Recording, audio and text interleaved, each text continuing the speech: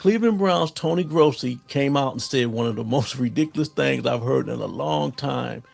He came out and said that Dillon Gabriel should be ahead of Shedeur Sanders on the depth chart. Now, before we get into that, Cleveland Browns, it's been a narrative as far as the media is concerned that continues. If it's not Toni Grossi, it's Mary Kay Cabot.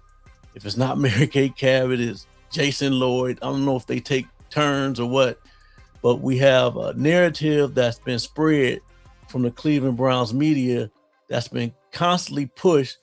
And like I said, before we get into that, I'm Reese Will, back with another show. Please like and subscribe. Hit that hype button for me. I appreciate it. Now let's get into it.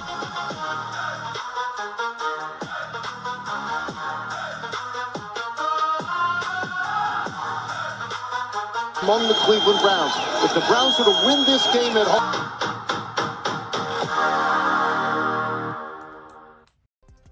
Now, Toni Grossi came out and said, like I said, one of the most ridiculous things I've heard in a long time. He came out and said that Dillon Gabriel should be quarterback 2 for the Cleveland Browns, not Shedeur Sanders. Now, Toni Grossi believes that Dillon Gabriel's better suited than Shedeur Sanders to be the Browns' backup QB if Sanders doesn't win the QB job, the QB1 job. Now, let me know if you agree or disagree, but I'm going to play this clip. Gabriel's a guy who'll keep quiet. He'll just study. He'll stay up on the game plan. He'll support the starter in any way he can. He'll run the scout team, and if needed, he'll play. I mean, that's what you want out of a backup quarterback. Yeah.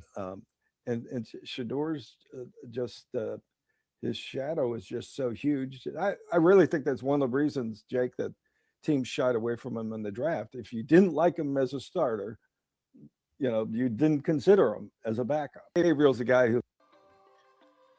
Oh man, Tony. These reporters always trying to figure out ways to sell newspapers, sell, content. They always creating a buzz, man, and trying to get clicks at the expense of the viewer. As a Browns reporter, a beat writer, it has become who gets the best clicks. Mary Kay Cabot got 1 million clicks for saying that Deshaun Watson was ahead of Shedeur. Toni Grossi is basically saying that Shedeur Sanders is too big to be a backup. If Deshaun Watson wins the starting job, it would be hard for Deshaun to play well as a starter.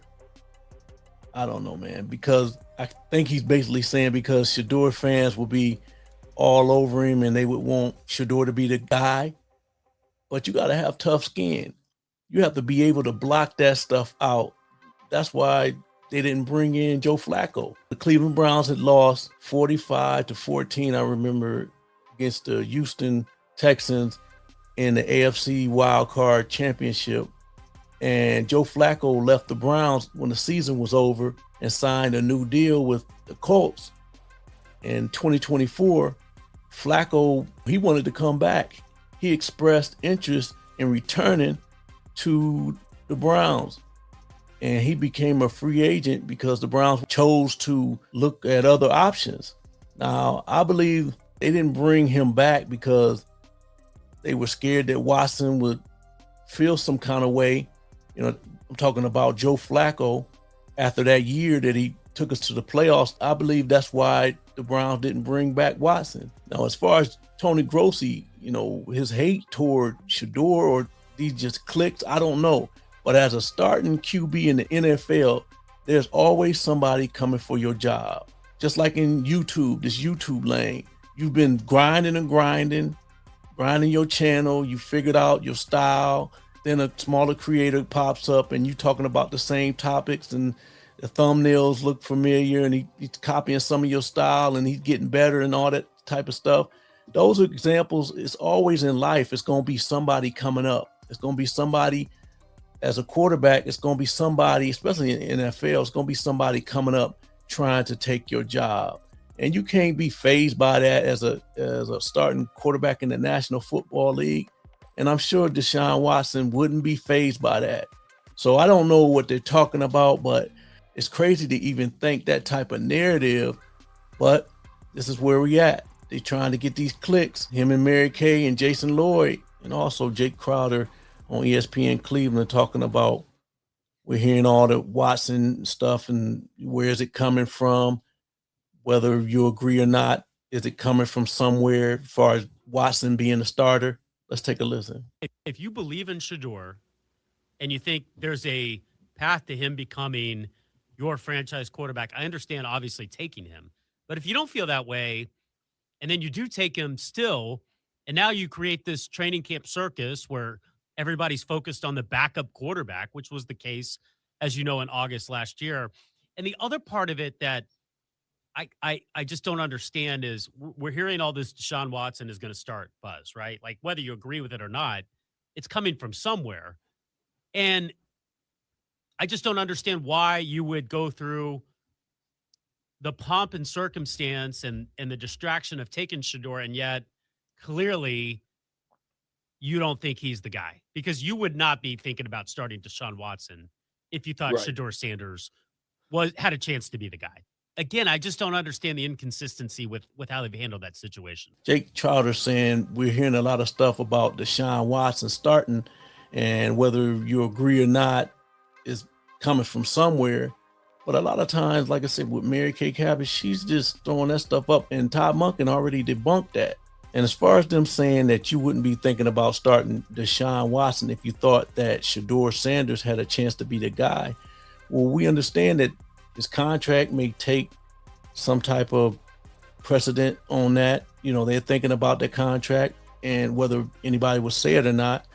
And as far as Shedeur, he only had the 7 games, so Todd Monken coming in as a new head coach, he want to see what he got. And how are you going to make a decision one way or another, and you just now become the head coach and you trying to figure out which one of these guys got what it takes to be QB1?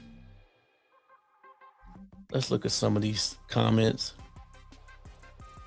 Do these Browns reporters know anything about football, or they're just trying to run the clicks up with their bogus takes? Yep, there you go.